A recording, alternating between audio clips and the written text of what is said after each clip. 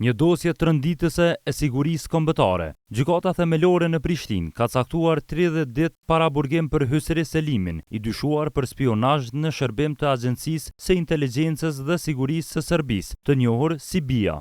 Sipas prokurorisë speciale, Selimi dyshohet se për vite me radhë ka mbledhur dhe dorëzuar informacione të ndjeshme për persona të radikalizuar, pjesëmarrës në luftën në Siri, zyrtar të lartë politik dhe institucione të sigurisë në Kosovë. Në këmbim, ai thuhet se është paguar deri në 700 euro, është pajisur me telefona të mençur dhe ka pasur takime të rregullta me zyrtar serb në territorin e Serbisë. Prokuroria thotë se këto veprime kanë rrezikuar rënd sigurinë dhe rendin kushtetues të Republikës së Kosovës. Hysri Selimi tani përballet me akuzën për spionazh, një ndër veprat më të rënda penale sipas kodit penal të Republikës së Kosovës. Në rastin e Hysri Selimit, nëse gjykata vërteton që veprimet e tij kanë pasur pasoja të rënda, sipas kodit penal të Republikës së Kosovës, ai mund të dënohet nga 5 deri në 15 vjet burgim.